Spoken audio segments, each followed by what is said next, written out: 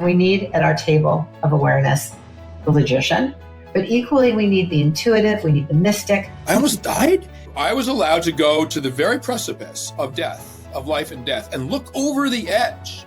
And I was allowed to behold what was there and allowed to come back. Most people aren't. When we talk about being aligned with ourself or being aligned with our soul or hearing our higher self, that's really what we're talking about, is being connected to that divine part of ourself, that light-filled part of us that is connected to God energy, that is connected to everybody here and every experience we've ever had. If more doctors, more professionals can open up to use intuitive gifts in their work, that's really important.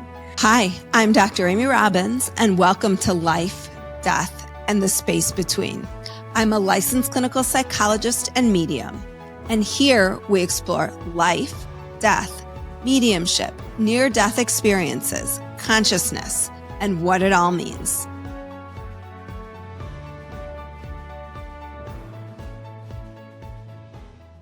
Susan Marrufo is joining me today from the Samarasa Center in LA, where they talk about, she weaves together three fascinating topics: yoga, primarily tantric yoga, sex, and death. How these three aspects of human living come together are so interesting. And Susan's journey of leaving behind a miserable career that she was very unhappy with and stepping into this new way of being was so transformative. I couldn't wait to share this episode with you. So with that, here is Susan and I talking yoga, sex, and death. Welcome, Susan, to Life, Death, and the Space Between. Thank you. Thank you so much for having me. I'm feeling really good about being here. I appreciate it. So absolutely. I'm so excited to talk with you. So first, I always like to start with kind of what was your journey into where you are today? And primarily, my favorite part of what you do and what kind of hooked my attention is yoga, sex, death. So yes, take us there. All right. Wow. Well, so yoga, sex, and death is my main offering. It's a course that I teach. It's a curriculum I created, and there's different formats of the curriculum that people can choose to take. It's a culmination of years and years and years of my own personal journey. It basically wrote itself because it's reflective of my path, my journey, my life, and how that came to be. Oh man, where to start? But in my 20s, I was married. I was working in advertising. I had all of the things. I had the job I wanted. I was making the money, and I was also miserable, and I was drinking myself to death, basically. I mean, I was like doing all the things that on the surface I was supposed to be doing, but underneath there was a lot of pain, and I was numbing it with alcohol. I had no idea. I didn't even really know at the time that, you just don't know what you don't know. Mm-hmm. I was going through my life, going through the motions, thinking this is it. But at some point, the pain of my life began to outweigh my fear of change. And I just started to make some big decisions, which was, I left. I quit my job, and I pressed pause on my marriage, and I moved outside of the States. And for me, it was necessary to do that. I definitely do not say that everyone needs to just let go of everything, and that's not the deal. That just so happens to be the way I needed to do it. That was my path, because I needed to figure out, who am I outside of being this person's wife and being this person's boss or employee or sister or all these roles that we play. I had no idea who was who was in here, like who's in there. And it was that disconnection that was causing so much pain and suffering in my life. And at the time, so when I left, I was 29. years old, right before my 30th birthday. And I thought it was everything around me that was the cause of my suffering at that time, innocently. I wasn't doing it on purpose. I just didn't have the tools to understand, to take responsibility for myself, basically. So I had been practicing yoga all throughout my 20s. And when I left, it really gave me the freedom and the permission to go much deeper into my yoga practice. And when I left, when that started to happen, I started to unnumb, I guess is the best way to say it, to feel. Yes. And I cried basically for a year. I was just in my practice and moving my body and getting deeper and deeper into the felt sense of emotion in my body that I had been numbing and running from. And so many things were just coming out and coming out and coming out. It was just a return home to this body. And a lot of trauma was coming up, sexual trauma, things that had happened before in my life that I had never said aloud to anyone. I had never really acknowledged to myself. And as I continued on this journey, it was, there was a lot of sexual healing and sexual exploration. Now at this time, okay, so if I place this in a linear fashion, and okay, now at this time in my life, my husband and I had decided to actually divorce, and I had gone to live in Asia. And so you did a little eat, pray, loving, huh? Oh, yeah, I did. It wasn't eat, pray, loving. People say that to me. I hear that a lot.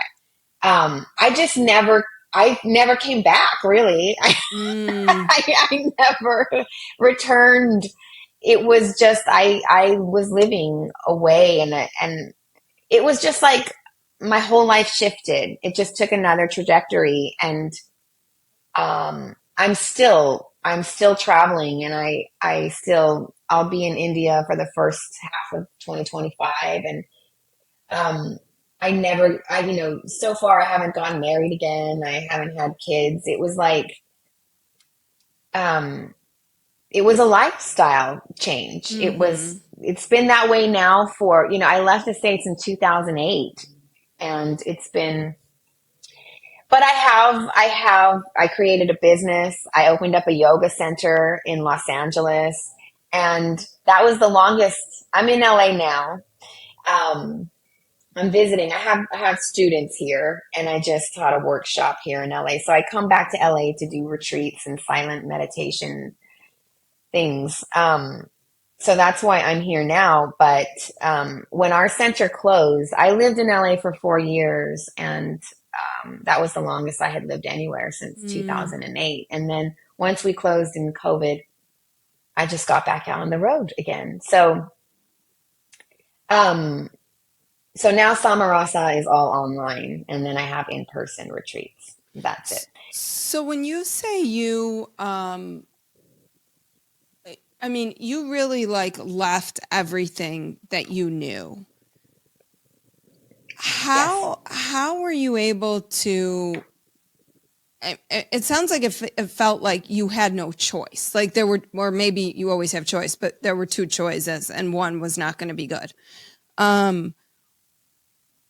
When people are in that state, but they can't just leave their whole lives behind, how can they begin, maybe through yoga, to come back into themselves in that way? Because I think so many people, you and I were talking before, particularly, I think it happens at young ages. I think for me, it was like a little bit, I didn't have the eat, pray, love experience, but I definitely had the, like, what I thought I wanted to do and what I ended up doing kind of shift of, I want to be a consultant, and I want to be like on the road. And I was working in advertising as online radio ad sales, and was like the most unhappy I've ever been in my entire life. Yes. It felt like, sure, that There are lots of people who find meaning in that. I did not. Yes. Um, Right. And Yes. so I remember being so jealous of the people around me because they seemed to be so into their work. Like the people that I worked with loved their job and I was like, okay, I don't feel that way about this. Yeah. yeah, I mean, I was selling radio airtime, which is like selling nothing, right? There's nothing. And I was selling spots I was selling like the midnight to 3 a.m. Right. like air I spots. know. So, I worked with radio sales people. Yeah. yeah. So like I know the depth of that kind of that meaningless, what feels meaningless. It felt meaningless to me. Yes. But I probably didn't even think that it was an option for me to do what you did. And two, I'm not sure I would have Right. been brave enough to have done what you did when I was, in my 20s. So what allowed you to be able to do that? You know, you said it. It's like there's not even a choice. It just, you get to this point where, like I said, the pain of my life began to outweigh my fear of change. It was just, I moved. I remember having a conversation with my husband at the time, and I said to him, listen, if I don't go, I know for certain it's divorce because I've utilized all of the tools. I know all of the tools I have in my toolbox. I have used them and I don't know what else to do. And so divorce is imminent. At least that feels certain. And if I go, there's a possibility. I don't know what's on the other side. Maybe I'll be able to figure out myself and there's a chance for us. But I couldn't not know myself anymore. It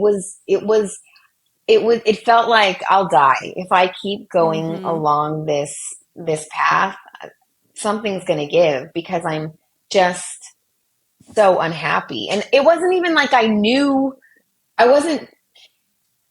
know what it was. I knew what I had done and I knew I didn't want to do that anymore, but I had nothing to like visualize or reach for. I didn't have anybody in my family that was like doing yoga. I didn't have friends. I didn't have a sangha or a community. I didn't have these role models.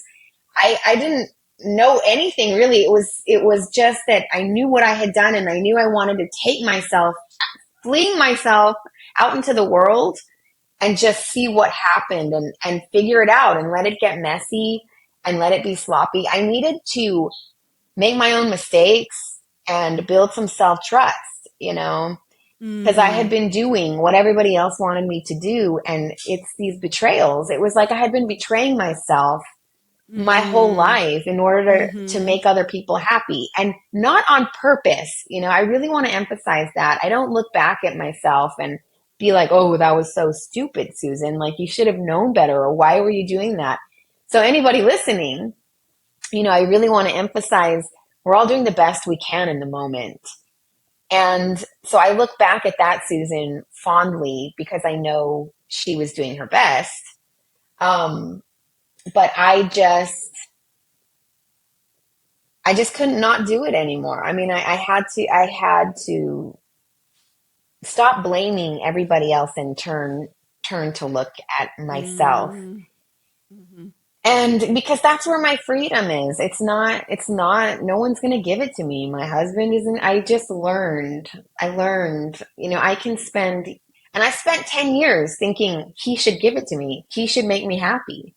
I spent 10 years and it finally got through. Like, it's not him. It's not his job. The only one that can do this for me is me. And so I just will like, what does that even mean? And what does that look like? I just want to go somewhere where if I fall, it's not going to affect, so many people. It's just going to be my fall, my mess ups, my responsibility.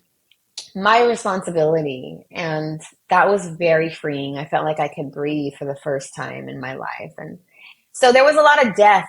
I'm a spiritual teacher, whatever that means. And so inherent, kind of built into that is the meditation on death, meaning the meditation on uncertainty, the meditation on impermanence, meditation on change. We're all facing these little deaths, these every day. It's a constant thing. Things are changing. There's no ground to stand on. Things aren't fixed or solid, but we can pretend and we can run from it, and it makes us feel comforted to believe that we have some control over things. Yes. Yeah.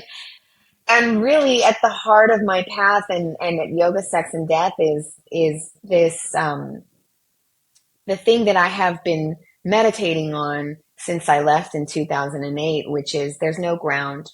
It's death. And like dying to this person's daughter, dying to this person's, like, she's gone. That person is gone. And allowing myself the grief of it. So that's a constant thing. Every day, that is my practice of, have you heard of a woman named Byron Katie? Sure, of course. Yeah. Okay. I saw that you're informed by her work.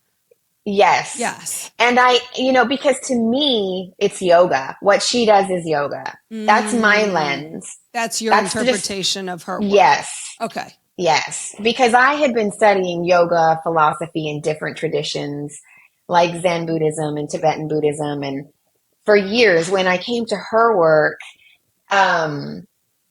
it was like, oh my gosh, what I saw was, this is all of it codified in a very direct, practical way, 4 questions and a turnaround. Because so much of spiritual teachings, like, we're all one, right? Or the world is a projection of your mind, or you create your reality. All of these concepts, it's always like, well, but how do I realize that for myself? Like, not just as a concept, but how do I experience not just as something that? I say, but how do I embody this notion? Yes. How do I understand it for me? Like, embody it. Yeah. How do I have the direct experience of it? And her work was just such a direct route to it. And so that's why I'm just a big fan. To me, it's like the simplest, most direct way out of all the things I've studied. So, Byron Katie is it's about self-realization. And so her question is, who would you be without your story? Which is the same question yoga asks. I think is even maybe before that. I haven't studied her work in any depth, but I know her, just her name, and I think read a few things. But like, what is your story? Exactly. Like, people don't even realize this is something that I'm doing in my course. Is like, what is the story you're telling yourself about yourself? And what are the roles, the different roles you play in that story? And then people, I just did this part of my course with my cohort, and people were like amazed to step back and think about the different roles they played, or the stories that they tell themselves that they believe about themselves to be true. Absolutely. That's right. That's hitting the nail on the head. And that's what I do. That's basically what Yoga, Sex, and Death is we get into the stories. It's like, it's a very specifically designed curriculum to help people bring to their conscious awareness stories that they have not previously been aware of. Because you can't take anything to inquiry unless you know it's there. You can't question thoughts that you don't even know are there. You can't question beliefs that you don't know are there. So first, it's like, okay, let's look. Let's look a little bit. Let's look under the rug. bring them up to the light of awareness, so then we can take them and inquire into the nature of their reality. Are they true? But first it's about getting into the story. Mm-hmm. And So then it's like, and who would you be without it? So how do you use yoga and death and sex? Because we touched on death, but to do that, like what are those, and what do you think it is about those three pieces that kind of has come forward for you in terms of operationalizing this, I guess? Is that the... Well, for me, they are all portals to God. Whatever word works, portals to truth, portals to the divine, portals to source. And it's about the dissolution of the small self, right? Who am I without the story? Mm-hmm. And the Susan, who am I? Who's in here? Beyond, underneath, through the Susan, the one named Susan. And yoga is about that. Yoga is about the realization of self. So small s meets big S. Small s realizes big S. And we can even say the S is for story, right? Mm-hmm. Like Mm-hmm. small s, like your story of Mm-hmm. the person, to the transpersonal, Right. big S. Right. And sex is the same. It's two becoming one. There's a merging, a dissolution, no mind. In the moment of orgasm, the French call it the little death, because it's that the orgasm is this hiatus. It's like a gap where there's no mind. Space between. Yes, the space between, exactly. So they say there's no mind in that moment? Yes. I'm going to have to pay more attention to that.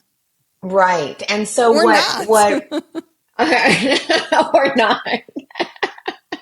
Maybe that's right. The point. Maybe I've been totally there because I've not noticed it. So maybe it's because it's not there.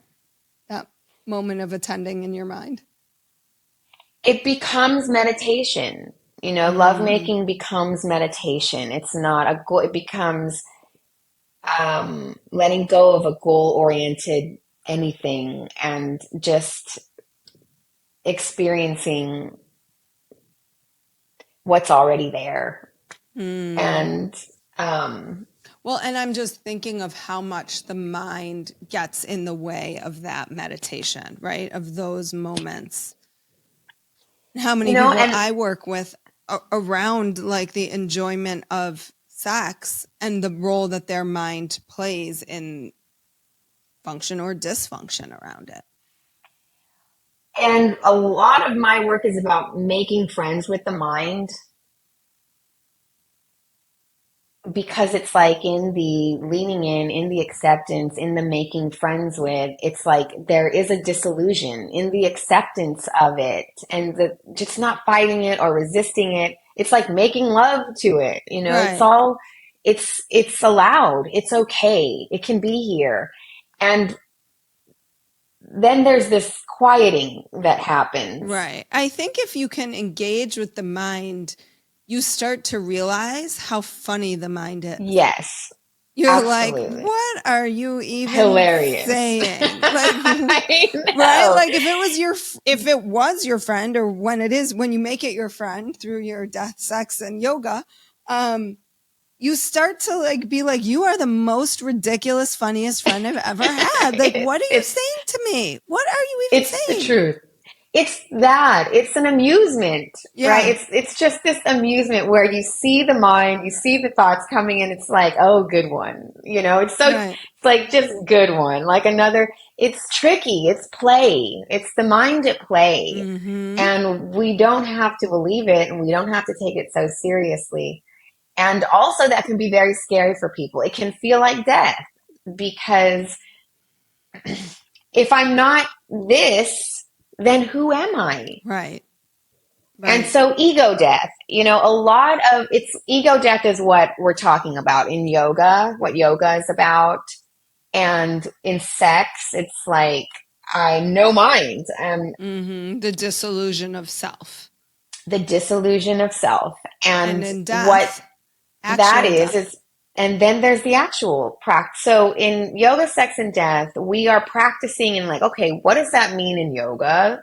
What does it mean in sex and lovemaking, but also intimacy?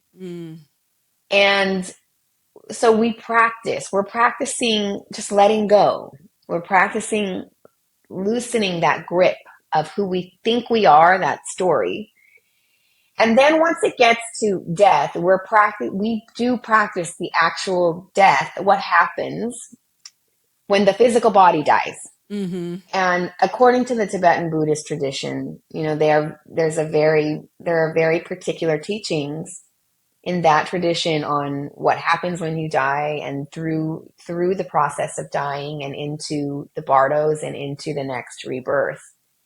And so in yoga, sex, and death, we actually practice that. I mean, we have death meditations and death practices, and I'll guide people, to practice being lucid through this process. And I want to back up by saying, these death practices, we call them death practices, but really they're practices for how to live life. Exactly. They're really, right. It's one and the same, right? You know this. It's about being awake in the dream. Being awake in the dream. And when I say the dream, I mean the dream of past and future. Right? The dream of life, too. Exactly. Right. And now, I think. Yes. I try to start slowly because, you tell people like, you don't exist. And that's the death of it. And it can be. There's an existential crisis for you, right? Yes.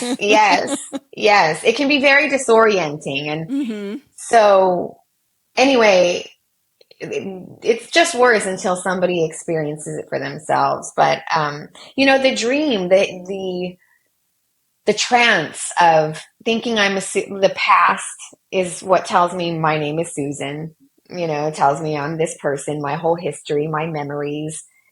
And it's like, who would you be without the past, without the future? Our minds are being dreamed.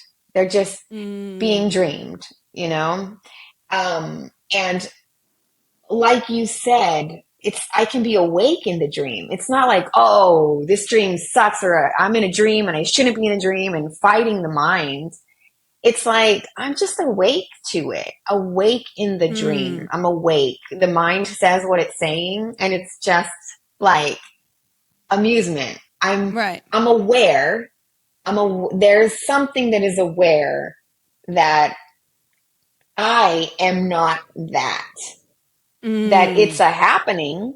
There's something happening, the voices, the thoughts.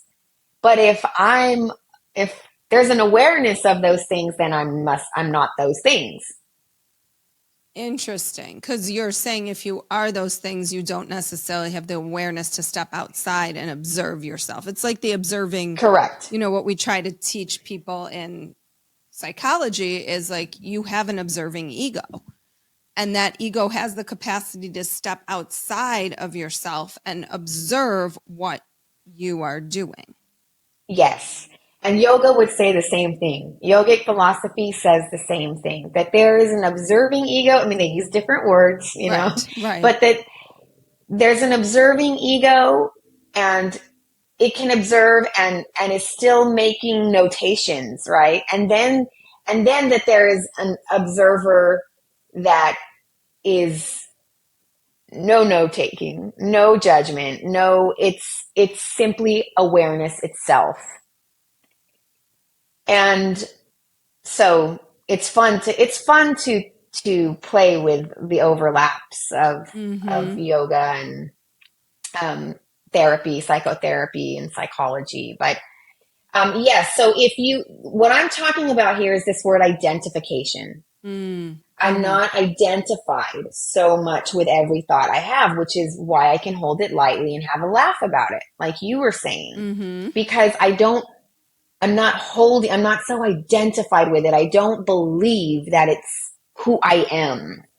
So if somebody comes along and disagrees with a belief that I have, it's like, if I'm holding it lightly and I'm not so identified with my belief, I can hear them and hear their world and hear their inner life and not centering myself. It's like I'm hearing that.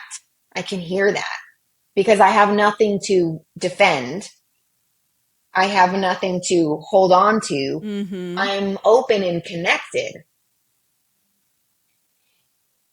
So what I do is in my work is help people find out for themselves what the cause of their suffering is. And yoga would say what I am saying is that the cause of suffering is this identification with our stories, our thoughts, our beliefs. That's it. It's that simple. It's so direct.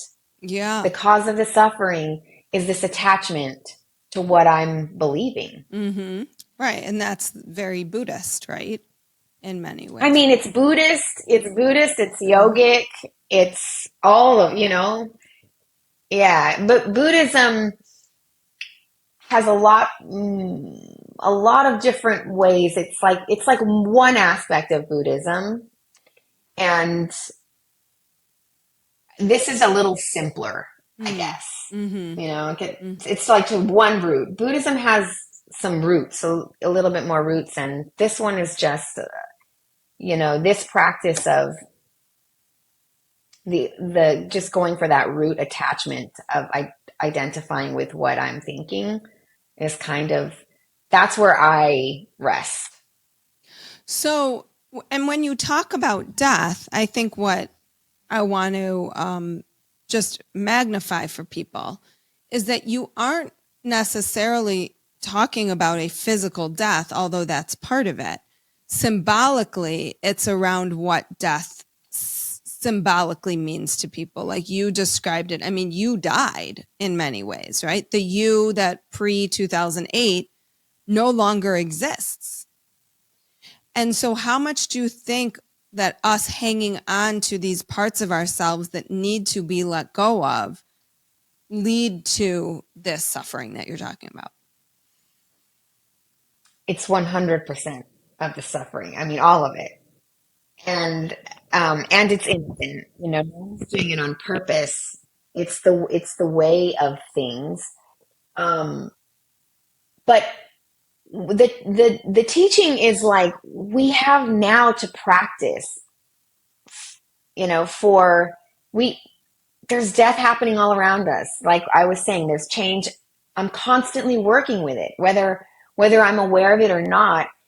We can practice now for like letting go of this tight grip, just letting go of my tight grip of my beliefs, of the way I think the world needs to be, of how my partner should be, my family should be. Letting go, we work with ourselves so that the whole thing in lovemaking, it's a practice it's all an opportunity. Life is just opportunity after opportunity to get free. And, if we miss it, if we miss them in waking life, there's another opportunity in death. There's a big opportunity there. And I've always been very fascinated by that, even as a child, like death and the actual death of the physical body. And I'm very interested in how to stay awake in like, is death even a thing? Death doesn't exist, right? It's the only thing that exists is state of mind. And so I'm practicing now for that big opportunity. I mean, I get these opportunities daily, and then that's another opportunity to be free And definitely according to Tibetan Buddhism, it's a big opportunity to reach liberation and be free from karma, be free from another way to say it is our patterns, our negative patterns that are the cycles. Right. It's That like, repeat. Right. Absolutely. And I think we can call it whatever it is, call it karma, call it past lives, but it's showing up here and now. And if you don't address it here and now, it's going to continue to repeat itself over and over and over again. That's it. And so death is like, oh man, it's an opportunity to get off this wheel, to get off this cycle. And why, how do I do that? And so the beautiful thing is what I found out is I spent so many years studying like how to do that for the moment of death. Like, oh, when death happens and how am I going to die? And I was just very fascinated by this whole, like, how am I going to, and all my practices were about that. And then what I realized is that my life is changing. It's changed everything about my life. It's about this. It's about now. It's not about some future death. It's now, only now, because this is the only thing that ever exists. Right. And that's what I feel like death can bring you, is that pulling you back into the now and how you want to live in this moment, at this moment. Yes. Yeah. And it's only because it's only here. It's only ever here. And so I had to I came about it a little bit backwards. I'm like, death. Right. And then no, life now. It's yeah. Well, and that's actually, interestingly, the title of my course is Live Your Life Backwards, because it's like the death gets you to the life, but like you need to be living life. Yeah. Wow. Well, we just went there totally organically. Yes, we're obviously resonating. Yes, clearly. So Susan, tell us about the center you opened and where, if people are interested in learning more about your work. You have not been death, sexing, and I keep wanting to say moneying because there's that podcast, Death, Sex, and Money. Yeah. There is that. But we're talking yoga-ing. Yoga, sex, and death. Sex and death is what we're doing. So I have an online community. It's a membership, and we meet twice a week, and we do meditation and inquiry. We question our thoughts, we question our stories, and we meditate together. So there's an online community, and then I have in-person retreats. I have yoga, sex, and death retreats, and these are 7-day retreats. Oof, in, that's Lake a commitment. It is, and it's a life changer. It is like you will never be the same, and I can guarantee it. I have so many women that have done this, and they just keep coming back, and they keep coming back, and their lives have just drastically changed. So, they can go to the website and check out the dates for the next Yoga, Sex, and Death. The next one will be in fall of 2025. And then I do one-on-ones with people. One-on-ones is how I feel really best working with people now, because it can be very specific to their mental patterns, their energetic patterns, the way that they move throughout the world. I can help them identify their obstructions.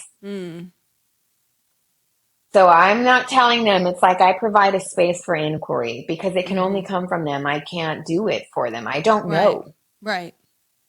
Only they can. They will find their specific medicine. I just have the questions. That's kind of my zone of genius, is helping people identify their thoughts that are causing their suffering. And then we take them to inquiry. So yeah, one-on-ones and online membership, and then our in-person retreats. And all of that, you can just samarasacenter.com. And you can also find us on Instagram. It's Samarasa, Samarasa. And you can reach out to me directly on Instagram. So I'm I'm just so open. If anybody felt just the tiniest bit of resonance with this or pull, it's like, trust it, reach out to me, and I'm here for it. That's my service, this is my work. Yeah. This is what you feel called to do after Yes. your eat, pray, loving Yes. deep dive. Yes. Yeah, absolutely. Yeah.